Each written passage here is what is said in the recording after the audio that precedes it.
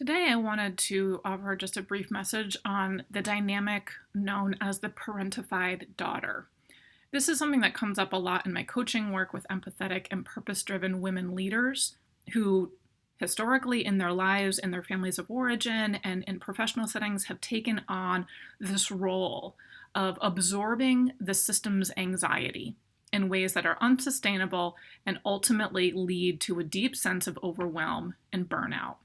But for many women in these leadership positions, again, these are empathetic, purpose driven women leaders,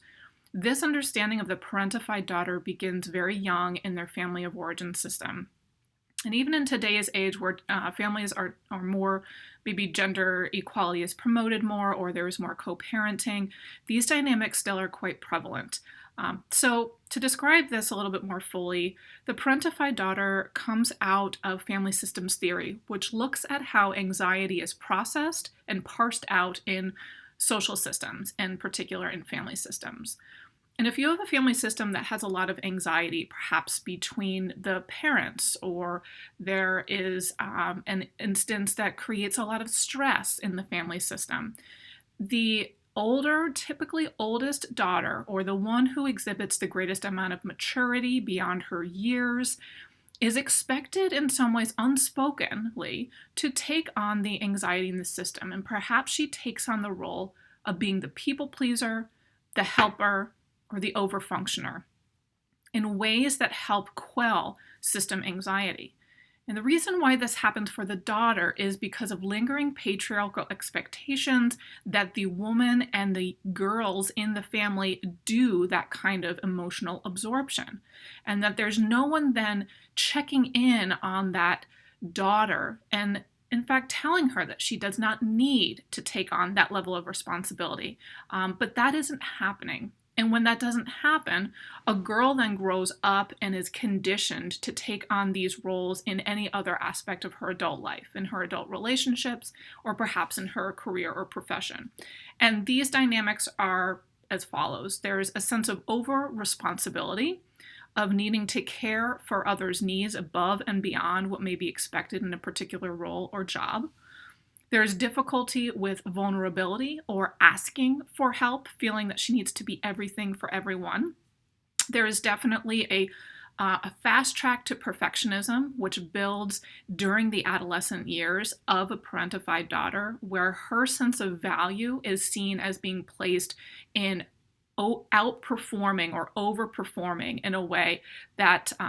helps her feel that she is valued within that system.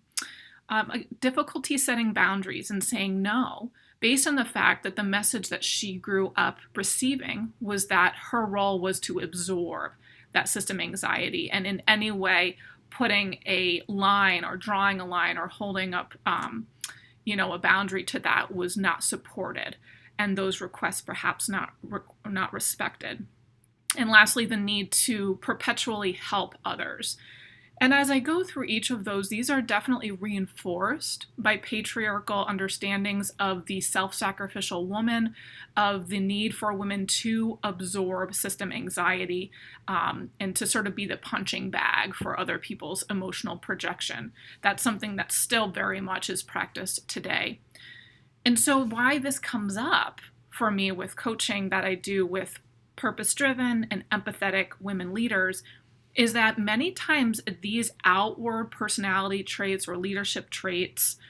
are things that cause a woman to eventually build success in her career, but ultimately lead to extreme overwhelm and burnout. So these are things that typically lead many of my clients, and in fact in my own life, led me to careers of success, sort of on the surface, which was being a people pleaser, a perfectionist, a helper, an overfunctioner, an overachiever, and the good old trope of being the nice girl. And the reason why these are so debilitating for women leaders is that when you set a standard of performance in those areas where one's value and worth is seen through that sort of performative way of serving others and being there for others, creates a really dangerous spiral and that is not sustainable and causes the woman leader to eventually lead to burnout and overwhelm and also a dissociation with self. in the sense that she is no longer able to identify her core sense of value apart from those performative elements of having been the parentified daughter. So I share this a lot with my clients as a way to diagnose why and how we find ourselves in these really challenging moments in our careers. I work typically with Gen X and millennial women, some of them who have been in their careers for a few decades now, others who are making career transitions. And being able to identify these patterns